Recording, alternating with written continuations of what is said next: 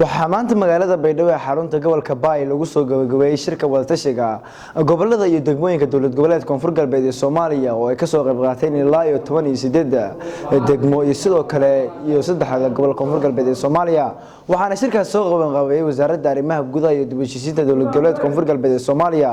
waxaana shirkaas socday ilaa iyo muddo 4 maalmood intuu socday shirka ayaa ahaa mid looga hadlayay arrimaha degmooyinka ka jira iyo gobolada Koonfur Galbeed ee Soomaaliya waxaana shirkaas ahaa mid dood oo ka jira xaaladaha ka jira deegaanada Koonfur Galbeed looga arinsanayay shirka wadatashiga gobolada iyo degmooyinka dawlad goboleedka Koonfur Galbeed ee Soomaaliya inta uu socday waxa ka soo qayb galay mas'uuliyiinta dawlad goboleedka Koonfur Galbeed ee Soomaaliya gaar ahaan mas'uuliyiinta wasaaradda arrimaha gudaha iyo dib u heshiisiinta dawlad goboleedka Koonfur Galbeed ee Soomaaliya oo ugu horeeyo wasiir dowlaha wasaaradda arrimaha gudaha Cabdullaahi Aadan iyo sidoo kale agaasimaha guud ee wasaaradda iyo agaasimaha madaxtooyada dawlad goboleedka Koonfur Galbeed ee Soomaaliya waxaana gabagabadii shirka ka hadlay gudoomiyaasha gobolada Koonfur Galbeed ee Soomaaliya gobolka Shabeellaha Hoose gobolka Baay iyo sidoo kale Bakool waxayna ay ka hadleen waxyaabaha ka jira degmooyinkooda iyo waxyaabaha ay ka faa'iideysteen shirka degmooyinka iskiiro wala dhibka aan guyn hadda dalku yaalo walku qabashoodan baahan oo madaxtooyada ilaa wasaaradda kulli hoog la saar la fado in madun tilaabo la qaado waa infrastructure development oo ay degmooyinka si jiditeedii oo la iskiiro fadi haddii aada hela may basheenase amniga wal ku taraas degmada kale andareeras may baa dhaqaaliya koran qaada wal wilba oo bulshada gobol fadhiya fudaayas inay aada ajandada ka wada jiditeedun degmooyinka andhaho ay steelinska furfaadi horta tolkaweel waxaan dib u xoreynaynaa gobolka qaybta webiga iyo qaybta aan kale xeebta ah river zone iyo coast zone oo hadda aan joogno awdeegle aan rajaynayno inaan sii wadno oo aan cadowga meelaha uu isku aruursanayo shacabka Soomaaliyeed ee Koonfur Galbeed ku nool gobolka Shabeellaha Hoose uu ku dhibaataynayo in laga saaro waxa kale oo noo labeeya oo ka shaqeynaynaa maamul dhisitaanka meelaha hadda laga xoreynayo cadow midka saddexaad waa stabilization-kii in dadkii rajo abuur iyo dawlad wanaag la gaarsiiyo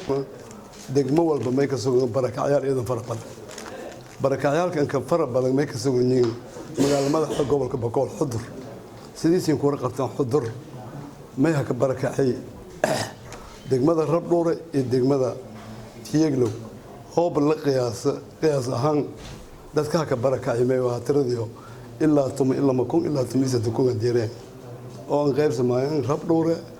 barakacaal Xudur waahid dagaal sokay abaaraha ku qahay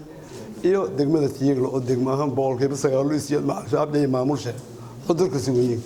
gabagabadii shirka waxaa soo xiray shirka oo ka hadlay meesha Cabdullaahi Aadan Faray oo ah wasiir dowlaha wasaaradda arrimaha gudaha iyo dib u heshiisiinta dawlad goboleedka Koonfur Galbeed ee Soomaaliya wuxuuna ku bogaadiyay dhammaan gudoomiyaasha iyo sidoo kale gudoomiyaasha gobolada iyo degmooyinka ka soo qayb galay shirka inay ka shaqeeyaan arrimaha aasaasiga ee bulshada sida caafimaadka waxbarashada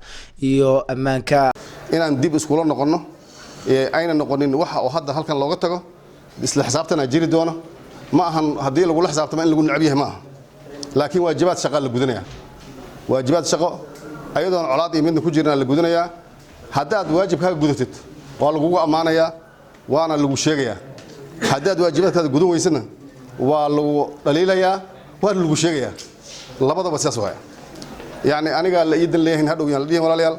waxaan rabnaa deegaankeena dadkeena dhisayna waxaan u dhisaynana waa ina ilmaheena